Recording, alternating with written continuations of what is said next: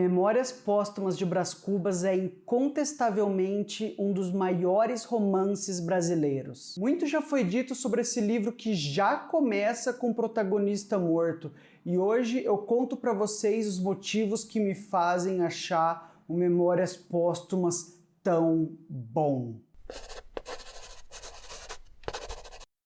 Bem-vindos ao Leiturismos, meu nome é Daniel Orsini e aqui a gente fala de livro.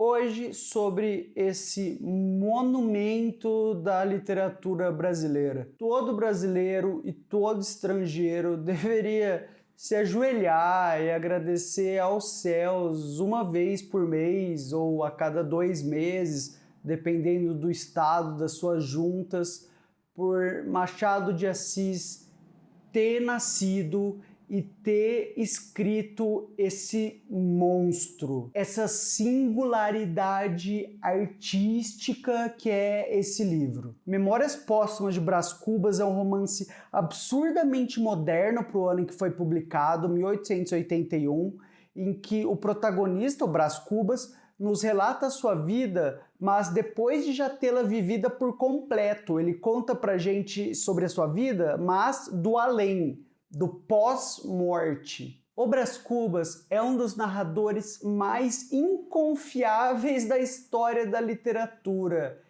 Ele mente, dá migué, tenta nos enganar o tempo todo, tenta se enganar. Ele, ao longo do livro, vai criando um personagem dele mesmo e, mais do que isso, acredita nesse personagem que ele cria dele mesmo. Mas, antes de falarmos sobre a obra, falemos algumas palavras sobre o autor. Palavras estas indispensáveis, pois influenciarão o que falaremos sobre a obra.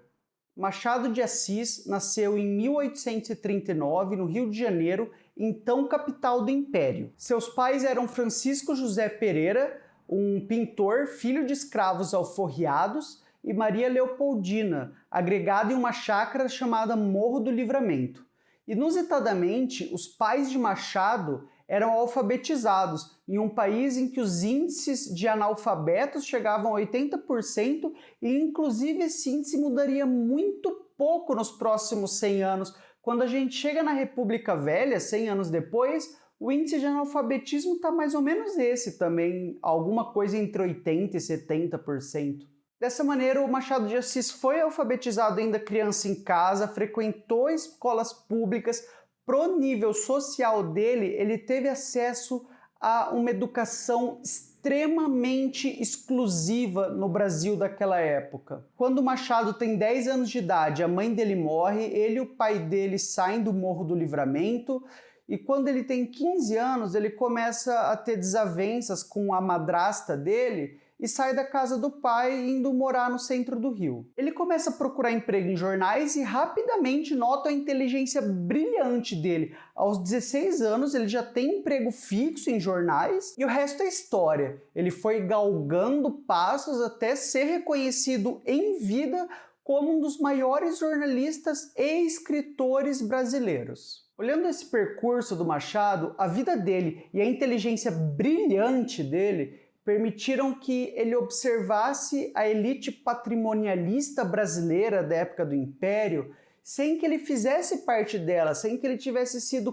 criado dentro dessa elite. Ele teve um certo ponto de vista único para observar os membros dessa elite, os jogos de poder dela, e eu acredito que esse fator contribuiu muito para alguns elementos que a gente vê no Memórias Póstumas e em outros livros do Machado, que há uma ironia sutil que permeia esses livros e uma constante ridicularização também sutil dos valores e dos ideais da elite imperial da época. Agora ao livro. Uma sinopse extremamente curta e em ordem cronológica de Memórias Póstumas de Brás Cubas seria: rapazinho nasce dentro de família rica, mas meio novo rico. Eles não são ricos há 10 gerações, mas há umas 3 gerações. Esse rapaz tem uma infância absurdamente mimada, ele tem todos os seus desejos realizados em um estralar de dedos, Ele tem inclusive um escravo da idade dele pessoal que ele usa de cavalo, o Prudêncio. Saindo da adolescência, o Brás Cubas é mandado estudar na Europa, tanto por questão de educação, quanto para interromper um romance que ele estava tendo com uma menina abaixo da classe social dele. Na Europa ele tem uma vida universitária de playboy, só festa, admitidamente não estuda absolutamente nada, aprende o mínimo só para ter frases de efeito, como ele mesmo diz. Volta para o Brasil, o pai dele quer que ele casa com uma moça, o pai dele quer que ele vira deputado, ele não quer muito um, ele não quer muito outro. A moça acaba casando com outro cara, mas depois ele quer virar deputado, depois ele quer a moça também, ele vai ter um caso com a moça, ele vai virar deputado e leva uma vida morna, sem se esforçar muito para muita coisa, até que morre. Fim, exceto que não. Esse é só o começo. O livro começa aqui, logo após a morte do Brás Cubas, o protagonista. Porque o Brás Cubas nos narra o livro, como eu disse, do além-vida, da morte, do depois. E vamos lá, por que o livro é tão bom? Um dos motivos que eu acho esse livro tão bom é como qualquer aspecto dele é extremamente ambíguo, dúbio, complexo, sujeito a 1000 interpretações. Isso vale para várias coisas que você queira analisar, seja personagens, trama, capítulo, frases. Já na dedicatória do livro aparece esse jogo de ambiguidades. Olha só, o famoso ao verme que primeiro roeu as frias carnes do meu cadáver, dedico como saudosa lembrança estas memórias póstumas. Quando você lê isso aqui pela primeira vez e assim meio correndo, a ideia primeira que passa, ao menos para mim, é de desprezo em relação à vida pregressa, ao próprio corpo, o materialismo pesado, de eu não tô nem aí para o que passou. Por quê? Você está associando o seu corpo a, não tô nem aí pro verme comer, e é isso aí, o verme roeu, fria carne, está chamando o seu corpo, sabe? Cadáver, o seu corpo. Todas essas palavras puxam essa ideia, mas depois você tem de repente dedico como saudosa lembrança, já fica complicado, né? A própria ideia de dedicar algo já envolve se importar em relação a algo que está daquele lado da vida ainda. E depois tem uma saudosa lembrança, 2 palavras em relação a saudades do que está do lado de lá ainda. E depois memórias, que também é outra palavra com o mesmo sentido. Então vocês veem, deveria ter até marcado com outra cor aqui, sei lá, vamos pôr azul. Você tem primeiro 4 palavras ali, talvez, né? 5, não, mais, 1, 2, 3, 4, 5, 6, que tem um certo sentido e depois 4...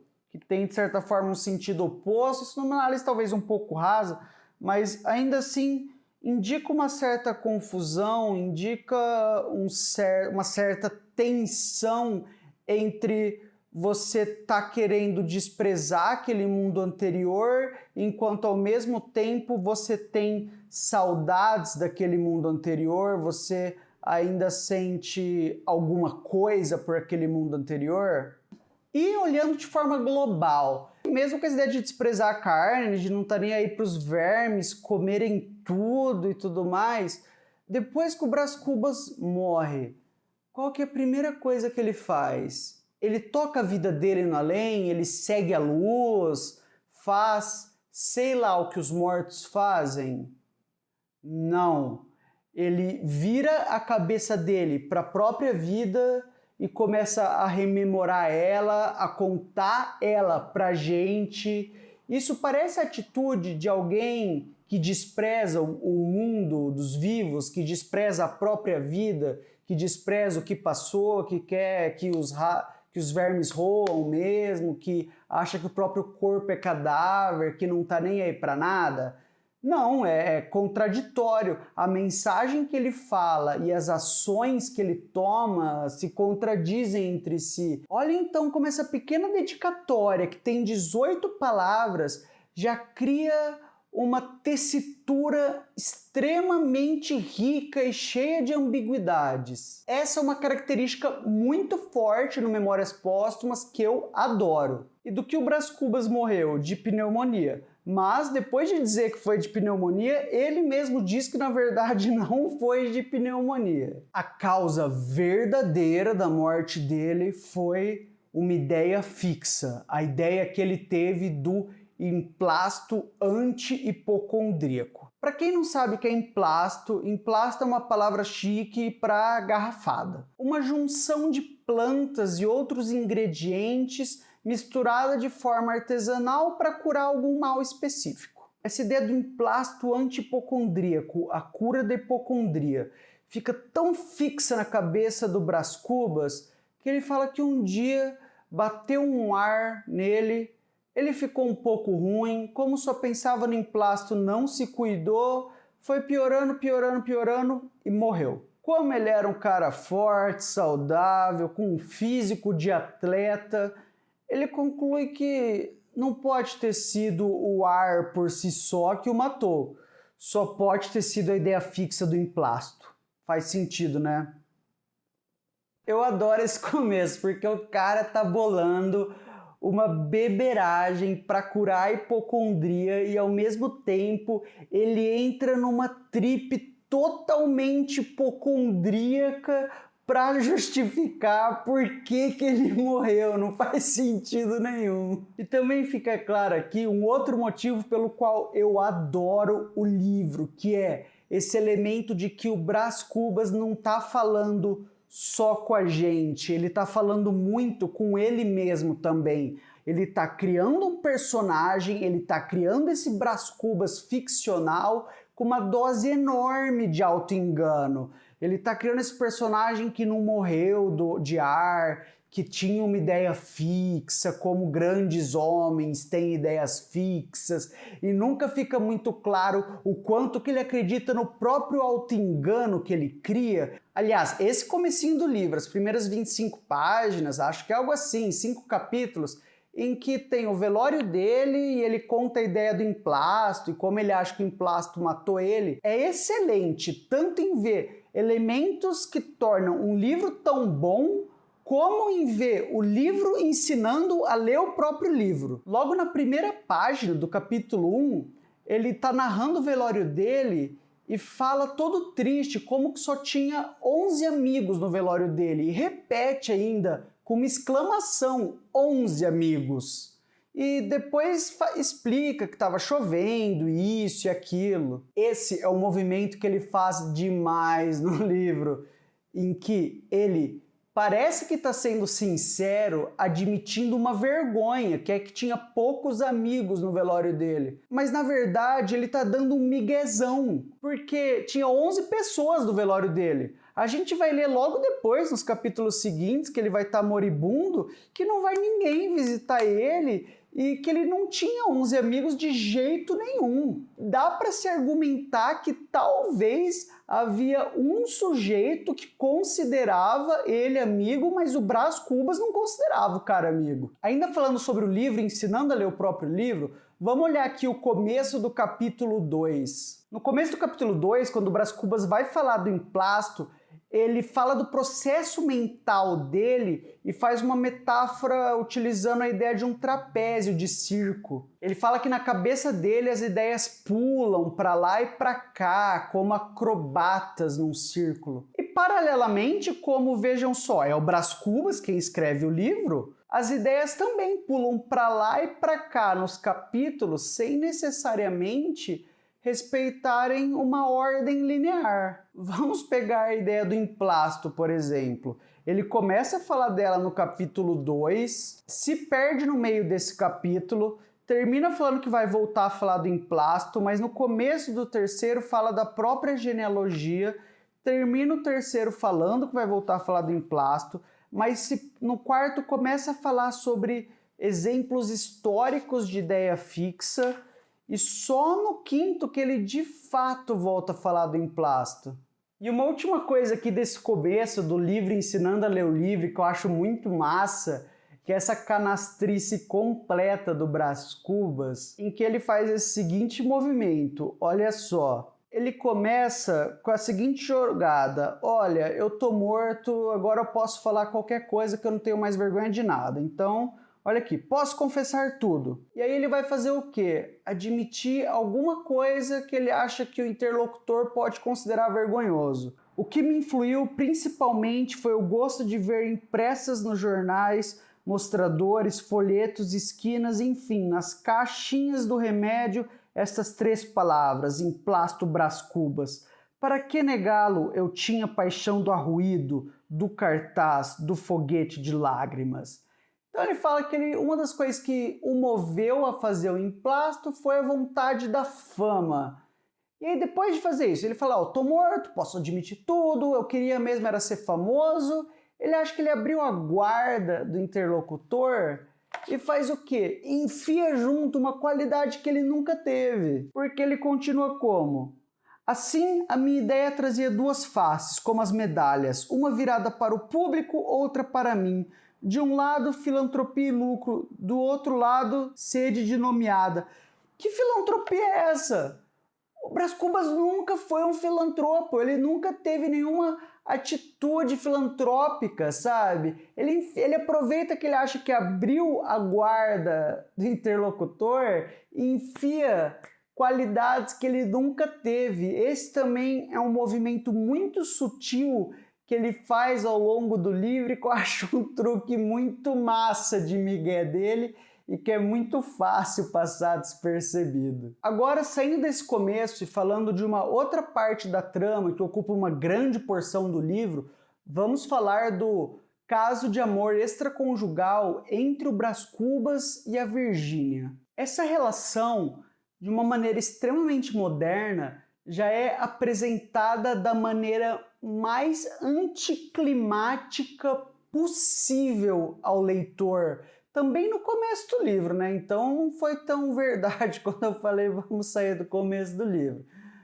Vamos ver como que essa relação é apresentada ao leitor, para vocês verem até quão moderno esse romance é para 1881. Quem diria, de 2 grandes namorados, de 2 paixões sem freio, nada mais havia ali 20 anos depois.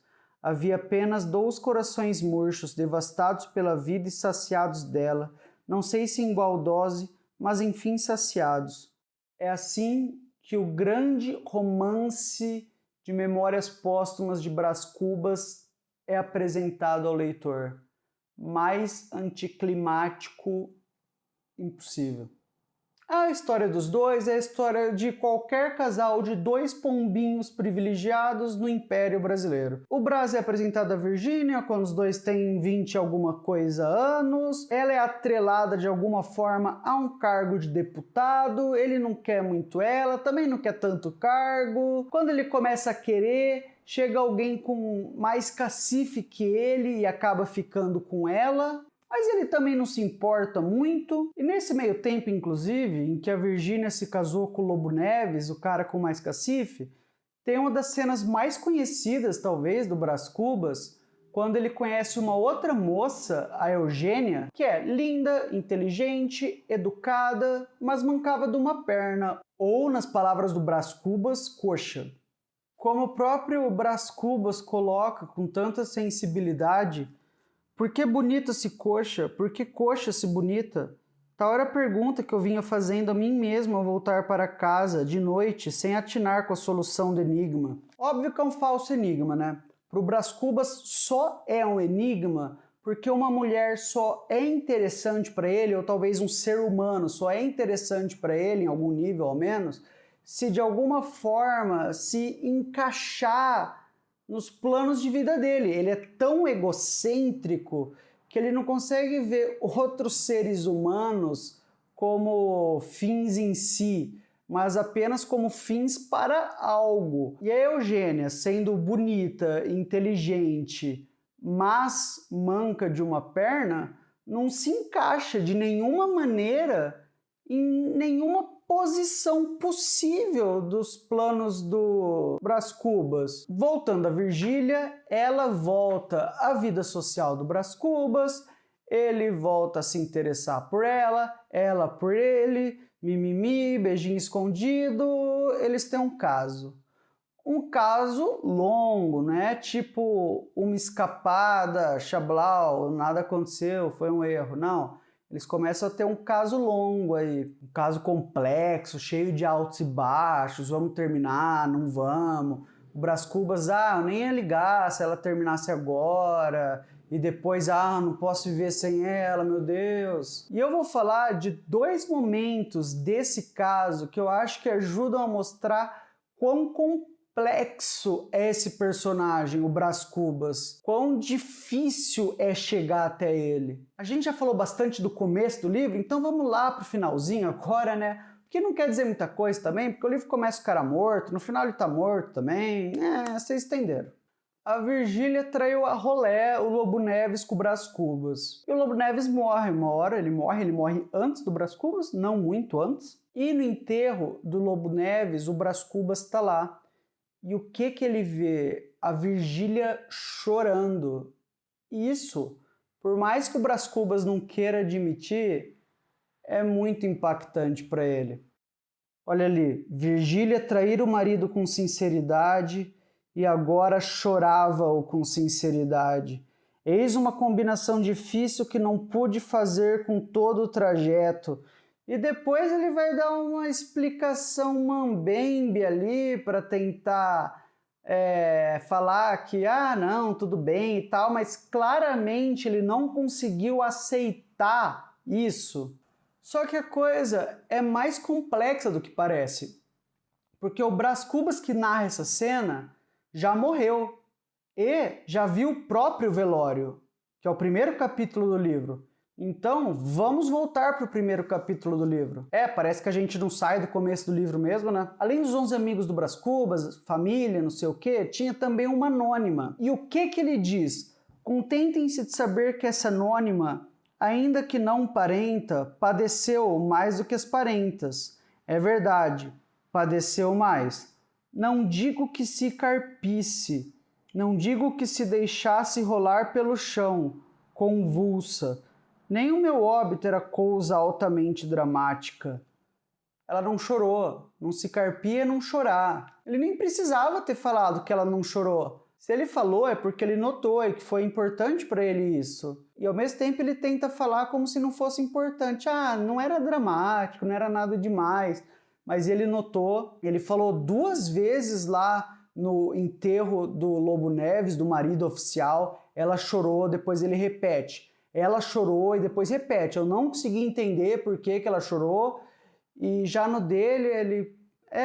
não vou falar que ela chorou, mas também não era nada dramático o meu enterro. Vejam como momentos bem distantes do livro interagem para dar muita complexidade à trama como um todo. E o último momento que eu vou comentar do livro, acontece algo parecido. Pontos distantes interagem para acrescentar complexidade. E aqui vai entrar aquela famosa frase final do livro, não tive filhos, não sei o quê. Bom, nosso momento começa no meio do caso do Brás Cubas com a Virgília. Quando eles estavam no auge do amor, borboletas na barriga, tem um certo momento que o Brás Cubas acha que a Virgília tá grávida. Ela desconfia que pode ser também. E o Brás Cubas fica empolgadíssimo com a ideia, ele fica que não cabe em si de feliz. Ele fica tão alegre que ele ignora as complicações óbvias e práticas disso. De que eles não são casados, de que ela é casada com um colega de política dele. Seria complicadíssimo levar essa gravidez a cabo. Mas ele não tá nem aí. Olhem como aparece no livro. Um filho, um ser tirado do meu ser, meu filho, e repetir essas 2 palavras com certa voluptuosidade indefinível e não sei que assomos de orgulho, sentia-me homem. O melhor é que conversávamos os 2, o embrião e eu, Falávamos de coisas presentes e futuras. O maroto amava-me e era um pelintra gracioso, dava-me pancadinhas na cara com as mãozinhas gordas, ou então traçava a beca de bacharel, porque ele havia de ser bacharel, e fazia um discurso na Câmara dos Deputados, e o pai a ouvi-lo de uma tribuna com os olhos rasos de lágrimas. E continua. Ele fica muito empolgado com isso. No fim, a Virgília não estava grávida e ele esquece essa história. E acaba não tendo um filho. Ele morre sem ter filho. E assim chegamos ao famoso final do livro. Não tive filhos, não transmitia a nenhuma criatura o legado da nossa miséria. Esse final é citado à beça, e é sempre, ou quase sempre, lido como algo muito orgulhoso, como um grande desprezo à humanidade, sabe? Mas agora, lendo esse trecho, através desse prisma da vontade enorme que ele teve de ter tido aquele filho com a Virgínia, pensem o tanto de ressentimento, de arrependimento que pode ter nessa frase, mais do que orgulho e desprezo. Olhem as notas de angústia que essa frase ganha quando a gente leva em conta o filho imaginado. Esse trecho fica absurdamente rico. Quando ele vira aquela citação, não tive filhos, não transmiti... eu nem lembro o resto, minha memória é muito ruim. Não transmitia nenhuma criatura o legado da nossa miséria. Quando a gente coloca o filho perdido na conta, o trecho fica até incitável, ele meio que volta a pertencer ao romance, ele volta a pertencer ao Brás Cubas. Essas são algumas das coisas que eu gosto muito no Memórias Póstumas de Brás Cubas. Tem mais, claro, mas se eu fosse falar tudo, o vídeo ia ter 5 horas e meia, 5 visualizações, 3% de retenção. Eu gosto que quanto mais você se aprofunda no livro, nos personagens, mais complexos eles vão ficando. O livro é inexaurível. Existe isso? Existe. O livro é inexaurível, você vai tirando e ele continua te dando coisas. É impossível saber o quanto que o Brás Cubas acredita nas próprias racionalizações, nas próprias mentiras, no próprio personagem que ele criou para si mesmo e de si mesmo. É um livro cheio de dúvidas, cheio de mistérios, mistérios que você não entende completamente, que os personagens não entendem completamente. E essa trama de mistérios é tecida com um estilo único e técnica impecável pelo Machado. Sem dúvida nenhuma, um dos melhores livros da literatura brasileira, se não for o melhor. Por enquanto, é o meu livro preferido do Machado. Esse ano ainda eu quero reler Dom Casmurro e Quincas Borba, que eu só li no ensino médio. Então isso pode mudar, não sei. E vocês, me contem qual que é o Machado preferido de vocês. Espero que tenham gostado do vídeo. Não se esqueçam de deixar o like, assim vocês ajudam esse conteúdo a alcançar mais pessoas. E a gente se vê na próxima. Tchau, tchau.